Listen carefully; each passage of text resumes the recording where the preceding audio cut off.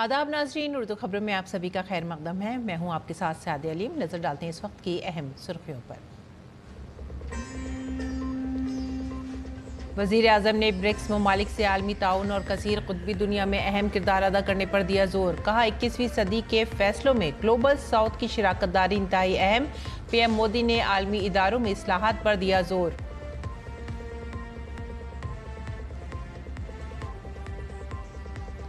BRICS ममालिक दहशतगर्दी के खिलाफ मुत्तहिद। एलामिया में पहलगाम हमले की शदीद मजम्मत। वज़ीर आज़म मोदी ने दहशतगर्दी को इंसानियत के लिए सबसे संगीन चैलेंज दिया करार। कहा ज़ाती सियासी मफाद के लिए दहशतगर्दी की हिमायत नाकाबिल कबूल।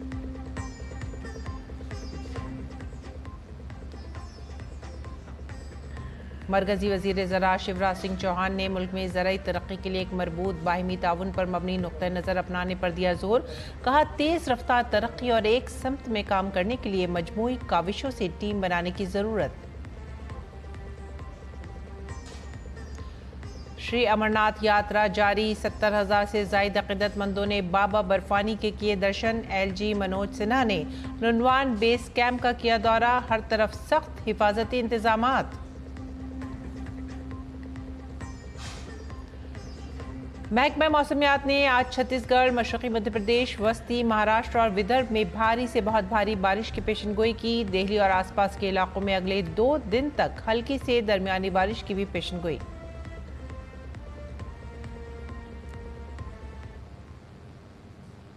खबरें अब तफसील से। वज़ीर आज़म नरेंद्र मोदी ने ब्रिक्स ममालिक से आलमी ताउन और कसीर कुतबी दुनिया में अहम किरदार अदा करने पर जोर दिया और कहा कि ब्रिक्स ममालिक को ग्लोबल साउथ की तवक्कात पर पूरा उतरते हुए एक मिसाल कायम करनी चाहिए।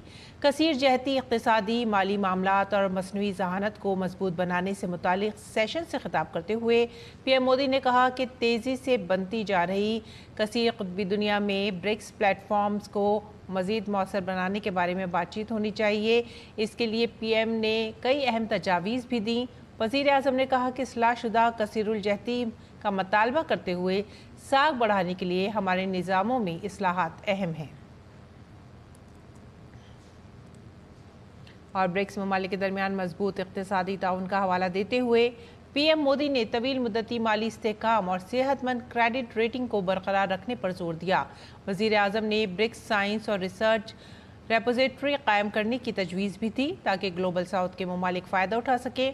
वज़ीर आज़म ने अहम मादनियात और टेक्नोलॉजी में ज़्यादा ताउन पर जोर दिया। उन्होंने इस बात को यकीनी बनाने के लिए भी कहा कि कोई भी मुल्क इन वसाइल का गलत इस्तेमाल न कर सके। AI के ज़िम्मेदारान इस्तेमाल का जिक्र करते हुए वज़ीर आज़म ने कहा कि AI गवर्नेंस ख़दशात को दूर करने और इख्तरा की हौसला अफजाई को यकसा तरजीह देने की ज़रूरत है।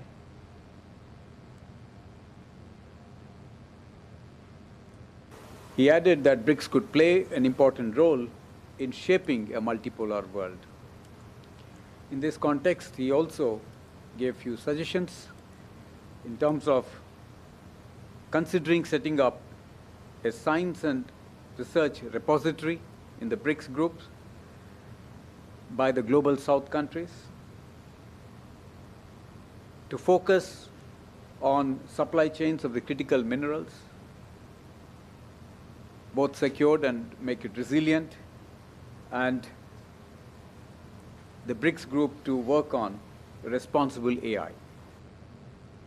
ब्राज़ील के शहर रियो डी जेनेरो में जारी ब्रिक्स सरबराही इजलास के पहले दिन रुकन ममालिक ने दहशतगर्दी के खिलाफ सख्त मौक़िफ़ अपनाया और इस साल अप्रैल में जम्मू कश्मीर के पहलगाम में हुए दहशतगर्दाना हमले की मजम्मत की। ब्रिक्स सरबराही इजलास के पहले दिन की कार्रवाई के बाद अपनाए गए रियो डी जेनेरो एलामिया में दहशतगर्दी की किसी भी कार्रवाई की शदीद मजम्मत की गई और इसे मुजरिमाना और बिला जवाज़ करार दिया गया, चाहे इसका मकसद कुछ भी हो, जब भी, जहां भी और जिसके ज़रिए भी किया गया हो। रियो एलामिया के पैराग्राफ 34 में लिखा है, हम जम्मू कश्मीर में 22 अप्रैल 2025 को हुए दहशतगर्दाना हमले की शदीद मजम्मत करते हैं जिसमें कम से कम 26 अफराद हलाक और मुतादिद ज़ख्मी हुए। हम दहशतगर्दी की तमाम शक्लों और मज़ाहिर बशमूल दहशतगर्दों की सरहद पार नकलो हरकत, दहशतगर्दों की माली मुआवनत और महफूज पनागाहों से निपटने के लिए अपने अज़्म का इआदा करते हैं। ब्रिक्स रहनुमाओं ने मुश्तरका तौर पर कहा कि हम इस बात का इआदा करते हैं कि दहशतगर्दी को किसी मज़हब, कौमियत, तहजीब या नस्ली ग्रोह से नहीं जोड़ा जाना चाहिए और दहशतगर्दी की सरगर्मियों और उनकी हिमायत में मुलव्विस तमाम अफराद को मुतालिका कौमी और बैनुल-अक़वामी कानून के मुताबिक जवाबदेह और इंसाफ के कटहरे में लाया जाना चाहिए। उन्होंने कहा कि हम दहशतगर्दी के खिलाफ ज़ीरो टॉलरेंस को यकीनी बनाने और दहशतगर्दी से निपटने में दोहरे मेयार को मुस्तरद करने पर जोर देते हैं। हम BRICS counter terrorism working group और इसके 5 झेली ग्रुपों की सरगर्मियों का खैर मकदम करते हैं, जो कि BRICS counter terrorism strategy, BRICS counter terrorism action plan और CTWG पोजीशन पेपर पर मबनी है। हम अक़वाम मुत्तहिदा के फ्रेमवर्क में बैनुल-अक़वामी दहशतगर्दी पर जामे कन्वेंशन को जल्द हतमी शक्ल देने और इसे अपनाने का मुतालबा करते हैं।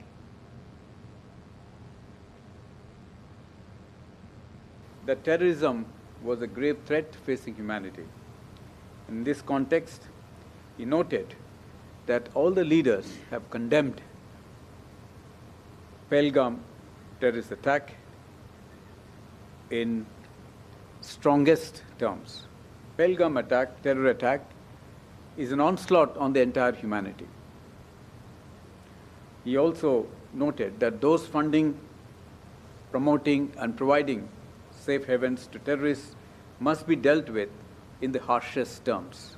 In the session on strengthening multilateralism, economic, financial affairs and artificial intelligence, Honorable Prime Minister expressed that diversity and multipolarity were valued strengths of the BRICS.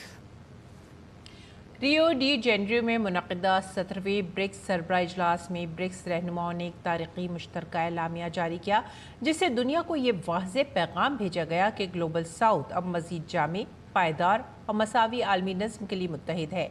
वाज़ेह रहे कि सरबराह इजलास का मौजू मज़ीद जामे और पायदार हुक्मरानी के लिए आलमी जनूबी ताउन को मजबूत बनाना है, जिसके तहत रहनुमाओं ने बाहिमी एहतराम, खुद मुख्तार में मसावत, जमहूरियत, शमूलियत और रजामंदी जैसे बुनियादी उसूलों का इआदा किया। एलामिया में 3 बड़े इक़दामात का ऐलान किया गया। इनमें मौसमियाती से मुतालिक माली पॉलिसियों पर ब्रिक्स रहनुमाओं का फ्रेमवर्क, एलामिया, मसनवी ज़हानत पर आलमी गवर्नेंस पर मुश्तरका बयान और बीमारियों के खात्मे के लिए शराकत दारी शामिल हैं। ब्रिक्स ममालिक ने अक़वाम मुत्तहिदा और आलमी हुकूमती निज़ाम में फ़ौरी इस्लाहात का मुतालबा करते हुए कहा कि मौजूदा बैनुल-अक़वामी निज़ाम को असरी हक़ाइक़ के मुताबिक ढालना ज़रूरी है। और वज़ीर दिफ़ा राजनाथ सिंह ने नई दिल्ली में कंट्रोलर कॉन्फ्रेंस 2025 का इफ्तिताह किया। इस मौके पर वज़ीर दिफ़ा राजनाथ सिंह ने कहा कि दिफ़ाई शोबे में अब बेपनाह इम्कानात मौजूद हैं। वज़ीर आज़म की क़यादत में आत्मनिर्भर भारत योजना के तहत हमने दिफ़ाई शोबे में खुद इन्हिसारी हासिल की है। पूरा विश्व रीआर्मामेंट के नए दौर से गुजर रहा है और अब इस क्षेत्र में काफ़ी कैपिटल इंटेंसिव इन्वेस्टमेंट भी किए जा रहे हैं। कुछ समय पहले तक तो डिफेंस सेक्टर में किए गए इन्वेस्टमेंट को ओवरऑल इकोनॉमी का हिस्सा तक भी नहीं माना जाता था। इसे मात्र नेसेसरी एक्सपेंडिचर के तौर पर देखा जाता था और सिक्योरिटी पर हुए इन्वेस्टमेंट का कोई इकोनॉमिक असेसमेंट भी नहीं होता था। लेकिन आज के दौर में जब रीआर्मामेंट और इससे रिलेटेड इन्वेस्टमेंट में तेजी से वृद्धि हो रही है, तब हमें डिफेंस इकोनॉमिक्स पर विशेष ध्यान देने की जरूरत है।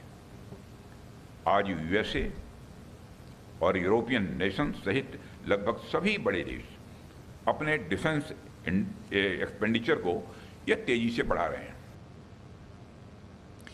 वज़ीर दिफ़ा राजनाथ सिंह ने यह भी कहा कि आज दिफाई शोबे में जो भी तब्दीलियां रूनुमा हो रही हैं, पहले इस तरह की तब्दीलियां नहीं थीं। आज की तब्दीलियां मुतहर्रिक और गैर यकीनी हैं। अब डिफेंस सेक्टर मात्र नेसेसरी एक्सपेंडिचर नहीं रह गया है, बल्कि यह इकोनॉमिक इन्वेस्टमेंट की तरह देखा जा रहा है, जिसका इकोनॉमी पर मल्टीप्लायर इफेक्ट हो रहा है। साथियों, आज डिफेंस सेक्टर न सिर्फ खुद वृद्धि कर रहा है, बल्कि दूसरे सेक्टर्स की वृद्धि में भी अपना कंट्रीब्यूशन दे रहा है। आप सबको तो पता ही होगा, 2016 में हमारे प्रधानमंत्री जी की दूरदर्शिता के कारण सरकार ने गवर्नमेंट ई मार्केट प्लेस यानी जीएम की शुरुआत की थी, और आज यह ग्लोबल लेवल पर सबसे बड़ा एक सार्वजनिक ई प्रोक्योरमेंट प्लेटफॉर्म में से एक है। और यह देखकर मुझे खुशी होती है कि जीएम की इस विकास यात्रा में रक्षा मंत्रालय का बहुत बड़ा योगदान है। सुप्रीम कोर्ट बिहार में वोटर लिस्ट एसआईआर की नज़रसानी से मुताल्लिक़ इलेक्शन कमीशन के फैसले के खिलाफ दायर दरख्वास्तों की समाअत 10 जुलाई को करेगी। दरअसल इलेक्शन कमीशन के फैसले के खिलाफ सुप्रीम कोर्ट में कई अर्जियां दायर की गई हैं। आज वकील कपिल सिब्बल, अभिषेक मनु संघवी, गोपाल शंकर नारायणन ने जस्टिस सुधांशु धूलिया की सरबराही वाली बेंच के सामने मामला पेश किया और जल्द समाअत का मुतालबा किया। इस पर बेंच ने कहा कि समाअत जुमेरात को होगी। अदालत ने दरख्वास्त गुजारों की दरख्वास्त की नकल इलेक्शन कमीशन को देने का कहा है। तबीदिक यानी टीबी टेस्टिंग के मामले में पुडुचेरी कौमी सतह पर मरकज़ के ज़ेर इंतज़ाम इलाके हैं। पुडुचेरी में 2015 के बाद से टीबी की जांच में 136% इजाफा हुआ है। आर्टिफिशियल इंटेलिजेंस से लैस हाथ से चलने वाली एक्सरे मशीन के इस्तेमाल ने टीबी की बीमारी का जल्द पता लगाने को मुमकिन बनाया है और ये गेम चेंजर साबित हो रहा है। पुडुचेरी में 2023 में हाथ से चलने वाली एक्सरे मशीन से 45,000 से ज़्यादा लोगों का मुआयना किया गया है। 100 दिन तक जारी रहने वाली टीबी के खात्मे की ज़बरदस्त मुहिम के तहत 25,000 से ज़्यादा लोगों का घर घर जाकर एक्सरे किया गया। हमारे नुमाइंदे नितेंद्र सिंह ने पुडुचेरी के आयुष्मान आरोग्य मंदिर में हाथ से चलने वाली एक्सरे मशीन से टीबी की जांच का जायजा लिया। टीबी उन्मूलन के दिशा में बहुत तेज़ी से काम हो रहा है। इस वक्त मैं हूँ पुडुचेरी के एक आयुष्मान आरोग्य मंदिर में, और कैसे यहाँ पे स्क्रीनिंग हो रही है। और स्क्रीनिंग इम्पॉर्टेंट है। जो हैंड होल्ड आप एक्सरे मशीन देख रहे हैं, जिसको कहीं भी किसी भी घर में ले जाया जा सकता है, और इससे ये फ़ायदा हुआ है कि अब स्क्रीनिंग जो टीबी की जांच बहुत तेज़ी से हो रही है। हमारे साथ state TB officer doctor Venkatesh हैं। वो बताएंगे कैसे पुडुचेरी स्क्रीनिंग में बहुत आगे जा रहा है बाकी राज्यों से, और किस तरीके से टेक्नोलॉजी का इस्तेमाल किया जा रहा है, जिसमें एआई का भी इस्तेमाल किया जा रहा है। डॉक्टर साहब बताएं कि कैसे टीबी की जांच के लिए जो एआई आधारित जो हैंड होल्ड एक्सरे मशीन है, उससे फ़ायदा हो रहा है। High risk individuals, they are at risk of developing tuberculosis, especially diabetes mellitus, elderly individuals above 60, smoker and alcoholic. So in order to find out the case at the earlier stage, so screening is very, very important. In Puducherry UT, we have totally 6 handheld X-ray devices. So the importance of this device is which detects the disease even when the individual doesn't have any symptoms. So these all the high risk groups are those who doesn't have any symptoms. They are screened in the X-ray camp. Even the lesions, minimal lesions also detected in the X-ray. So we have a machine which has the AA enabled. So the AA enabled which will tell probable TB and no TB. So along with that, we placed one pulmonologist also in the X-ray camp. Immediately we'll identify whether that X-ray suggestive of strongly TB or not. So we'll collect the sputum samples from those strongly suggestive of TB, as well as any abnormality in the X-ray. We are collecting that sample. By this, we are able to identify more number of cases at the earliest stage. अब तक कितने लोगों की जांच हो चुकी है इस हैंड होल्ड एक्सरे मशीन से? So as on date, in 2023, we did the active case finding survey. During that time, we screened close to 45,000 X-rays at their doorstep. During the 100 days campaign, we have screened more than 25,000 X-rays at their doorstep. Really is one of the important tool in identifying the cases at the earliest stage. तो आप देख रहे हैं कि live यहाँ पर demo चल रहा है, और ख़ास तौर पे ये आयुष्मान आरोग्य मंदिर में जो लोग आ रहे हैं, चाहे वो कुछ भी हो, उनको सिम्टम हो या नहीं हो, उनको स्क्रीनिंग की जा रही है। और यही वो हाथ से चलने वाली एक्सरे मशीन है जो गेम चेंजर साबित हो रहा है टीबी की जांच में। और आप देखिए कि कहीं भी इसको ले जा सकते हैं, दूर दराज के इलाके, गांव में, या किसी भी जगह पर घर के पास ले जा करके एक्सरे मशीन को ले जा करके जांच किया जाता है। और ये पहले संभव नहीं था। पहले मरीज को अस्पताल में जाना पड़ता था, और तुरंत इसका रिजल्ट आपको यहाँ देखने को मिलेगा। The patients who come to PHC, we will ask them for the screening complaints, like whether they have cough with expectoration, whether they have any fever, loss of appetite or loss of weight. If they have these symptoms for more than 2 weeks, we will suggest them an X-ray. Puducherry बहुत तेज गति से TB की screening कर रहा है और सभी राज्यों में काफ़ी अग्रणी इसकी भूमिका है। कैमरामैन नरित के साथ नितिन सिंह, डीडी न्यूज़, पुडुचेरी। नायब सदर जमहूरिया जगदीप धनखड़ केरल के दौरे पर हैं। नायब सदर जमहूरिया National University of Advanced Legal Studies Ernakulam पहुंचे, जहां उन्होंने कहा कि केरल आना मेरे लिए हमेशा ही खुशी की बात है। ये वो सरजमीन है जिसने भारत को ईमानदार सरकारी मुलाजमीन का तोहफा दिया है। उन्होंने कहा कि 2047 में हम एक तरक्की याफ्ता कौम की हैसियत से अपनी आज़ादी की 100 साला जश्न मनाएंगे। The academic community of NUALS. I am engaging with whom? Who are future sentinels of justice, torchbearers of constitutional values, and architects of more equitable Bharat. You will be defining what Bharat will be when we celebrate centenary of our independence as a developed nation at 2047. But let me tell you, coming to Kerala is always a matter of pleasure to me. Very satisfaction. A land that has gifted India with many luminous minds and upright public servants. You have a very amiable chief minister. At the moment he is out of country. But every time I interact with him, और इस मौके पर नायब सदर जमहूरिया जगदीप धनखड़ ने आइन का हवाला देते हुए कहा कि आइन की तमहीद वालिदैन की तरह है जिसे तब्दील नहीं किया जा सकता। Preamble of Indian Constitution is something like parenthood to children. Howsoever you may try, you can't change your parenthood. Am I right? That's not possible. That is preamble. Secondly, historically, no country's preamble has ever been changed. Thirdly, preamble of our constitution was changed during a time when hundreds and thousands of people were behind the bars, the darkest period of our democracy, the emergency era. Then it was changed where the life of the Lok Sabha was also increased beyond 5 years. It was changed at a time when people had no access to the justice system. Fundamental rights were totally suspended. आगे बढ़ेंगे अगली खबर की तरफ। मरकजी वज़ीर ज़राअत शिवराज सिंह चौहान ने पीर को मुल्क में ज़राई तरक्की के लिए एक मरबूत बाहिमी ताउन पर मबनी नुक्ते नज़र पर जोर दिया और कहा कि एक कौम एक ज़राअत और एक ज़राअत एक टीम के उसूल के तहत एक कौमी टीम तश्कील दी जानी चाहिए। Federation of Indian chambers of commerce and industry FICCI के ज़ेर एहतमाम 11वें मकई सरबरा इजलास से खिताब करते हुए मरकजी वज़ीर ज़राअत शिवराज सिंह चौहान ने कहा, मैं फ़िक्की से गहराई से बातचीत करने और मुझे सिफारिशात भेजने की दरख्वास्त करना चाहता था। हम काश्तकारी के लिए एक टीम बनाना चाहते हैं। हमें रियासती हुकूमत, मरकजी हुकूमत, साइंसदानों, किसानों, ज़रई यूनिवर्सिटियों और सिनत समेत मुख्तलिफ समतों में काम करने की ज़रूरत है। चौहान ने कहा कि मैं एक कौम एक ज़राअत और एक ज़राअत एक टीम में यकीन रखता हूँ। हर एक की कोशिशों में से एक ऐसी टीम बननी चाहिए जो एक समत में काम करे, तभी हम तेज़ी से तरक्की कर सकते हैं। इसलिए जब फ़िक्की की सिफारिशात आएंगी मैं उनको संजीदगी से लूँगा, लेकिन दोनों फरीक़ों के लिए जीत वाली सूरत हाल होनी चाहिए। किसानों को भी फ़ायदा मिलना चाहिए। हम खेती के लिए एक टीम बनाना चाहते हैं। अभी हर एक अलग अलग दिशा में काम करता है। एक तरफ राज्य सरकार, एक तरफ केंद्र सरकार, एक तरफ ICAR वैज्ञानिक, एक तरफ किसान, एक तरफ एग्रीकल्चर यूनिवर्सिटी, एक तरफ KVK,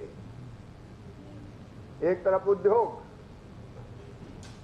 मैं चाहता हूं one agriculture, one nation, one agriculture and one team. इन सब की मिला के एक टीम बननी चाहिए जो एक दिशा में चले, तब हम तेजी से आगे बढ़ेंगे। मरकजी ज़राअत और किसानों की बहबूद के वजीर शिवराज सिंह चौहान ने फिक्की के ज़ेरे एहतमाम 11वें मक्का कॉन्फ्रेंस का इफ्तिताह किया। इस मौके पर उन्होंने कहा कि 90 की दहाई में मकई की पैदावार 10 मिलियन टन थी, जो बढ़कर 42 मिलियन टन से तजावुज़ कर गई है। मकई की पैदावार बढ़ाने के लिए मज़ीद तहकीक की ज़रूरत है। 90 के दशक में केवल 10 मिलियन टन उत्पादन था लगभग। अब ये बढ़ के लगभग 42.3 मिलियन टन तक पहुंच गया है और आगे ये 86 मिलियन टन पहुंच सकता है 2047 तक। अभी हमारी जो एवरेज प्रोडक्टिविटी है, उत्पादकता है 3.78 टन पर हेक्टर। यह अलग बात है कि कुछ किसान बहुत अच्छा काम कर रहे हैं। मैं इन किसान मित्रों को भी कहना चाहता हूं, इनका हम उपयोग करेंगे कि बाकी किसानों को भी एजुकेट करने में हमारी मदद करें, हमारा साथ दें। प्रधानमंत्री जी के नेतृत्व में सरकार ने भी कसर नहीं छोड़ी है। बीच में मक्के के रेट काफी गिर गए थे, 1200, 1300, 1100, 1400 रुपया कुंटल बिक रहा था। या मिनिमम सपोर्ट प्राइस ही 2400 रुपया कुंटल है। और इथेनॉल हमारा टारगेट है 25-26 तक 20% तक पेट्रोल में मिलाने का टारगेट है, वो पूरा किया जाए। इसके कारण भी किसान भाई जानते मक्के के दाम बढ़े हैं। और मरकजी वजीर शिवराज सिंह चौहान ने कहा कि ICAR ने मकई की एक नई किस्म जारी की है, जिसमें हाइब्रिड भी शामिल है। उन्होंने कहा कि मुस्तकबिल में मकई की पैदावार को 80 मिलियन टन से ज़्यादा तक बढ़ाया जा सकता है। इसमें मजीद काम की ज़रूरत है। कुछ राज्यों में, बंगाल में, बिहार में प्रोडक्टिविटी अब एवरेज से ज्यादा है। ओवरऑल अभी और बढ़ाने की जरूरत है। हमको ICAR को धन्यवाद भी देना चाहिए कि मक्का की कई नई किस्में 265, 265, 265 अलग अलग वेराइटीज विकसित की है और उनमें से 77 हाइब्रिड किस्में भी है, जिसमें स्पेशलिटी कॉर्न भी शामिल है और लगभग 30 बायो-45 भी है। और आइए बात करते हैं अमरनाथ यात्रा की। हर रोज सैकड़ों यात्री श्री अमरनाथ मंदिर दर्शन के लिए पहुंच रहे हैं। यहां आने वाले अकीदतमंदों का जोश खरोश काबिल दीद है। दरिस्ना यात्रियों का 5वां ग्रुप पहलगाम के नुनवान बेस कैंप से दर्शन के लिए रवाना हो गया है। बहुत खुश है, ऐसा लग रहा है हम स्वर्ग में आए हैं, क्योंकि इस तरफ हमारा पहला राउंड है आने का, तो ऐसा लग रहा है हम लोग स्वर्ग में आए हैं। बहुत अच्छा है। अपने परिवार को छोड़ के इतनी सुरक्षा के लिए हम लोगों के लिए यहाँ पर है, देश के लिए यहाँ पर है, बहुत अच्छा लग रहा था। और ये भावना हर देशवासियों में होनी चाहिए, लेकिन जो वो लोग करते हैं शायद वो हम ना कर पाए, लेकिन कोशिश करेंगे जितना हमसे हो सके हम लोग देश प्रेम की भावना के साथ में आगे बढ़ेंगे। मन में तो बहुत उत्साह था कि हमें जाना, लेकिन फिर कुछ समय बाद बातें सुनकर ऐसा लग रहा था कि पता नहीं जा पाएंगे या नहीं जा पाएंगे, कैसा होगा क्या होगा। लेकिन यहाँ आने के बाद ऐसा लगा कि नहीं, हम बिल्कुल सुरक्षित है और सुरक्षित जाएंगे और वापस भी आएंगे। साफ सफाई और जो कमांडो है, सिक्योरिटी, वो भी बहुत अच्छी है। सभी लोग एक दूसरे का उत्साह भी बढ़ा रहे हैं कि जाइए जाइए, यहाँ पर बहुत सारी सुरक्षा है, आपको कुछ नहीं होगा। इस प्रकार से बहुत ही, लेकिन सब कुछ बहुत ही सिस्टमेटिक ढंग से है। इससे मन में यह विश्वास हो गया कि हमें कुछ नहीं होगा। पहले और 16, 17 और 19 तक आया था, कोविड तक अब नहीं आया, अभी आया था इधर। ये बहुत बढ़िया है, ये सुरक्षा बढ़िया है, बंदर बढ़िया है, आदमी लोग बढ़िया है, मौसम भी बढ़िया है, बहुत बढ़िया है। हर हर महादेव। अच्छी व्यवस्था है, खाने से लेके रहने तक का सारा इंतजाम बहुत अच्छे से किया। सिक्योरिटी गार्ड भी बहुत अच्छी है, सारी व्यवस्थाएं बहुत अच्छी। हमारा जैसा देश है वैसा हमेशा शांति से बना रहे, बस ये चीज का प्रार्थना। मोदी हमेशा रहे, है और रहे जी। और आइए अब नजर डालते हैं मौसम के हाल पर। महकमा मौसमियात ने आज छत्तीसगढ़, मशरक़ी मध्य प्रदेश, वस्ती महाराष्ट्र और विदर्भ में भारी से भारी बारिश की पेशनगोई की है। महकमा मौसमियात के सीनियर साइंसदान R.K. जिनामनी ने कहा कि ओडिशा, छत्तीसगढ़ और मशरक़ी मध्य प्रदेश के लिए आज भारी बारिश के लिए रेड अलर्ट जारी किया गया है। उन्होंने ये भी कहा कि दिल्ली और आसपास के इलाकों में अगले 2 दिन तक हल्की से दरमियानी बारिश हो सकती है। और इसी के साथ ही आप हमारी पूरी टीम को दीजिए इजाज़त। आदाब।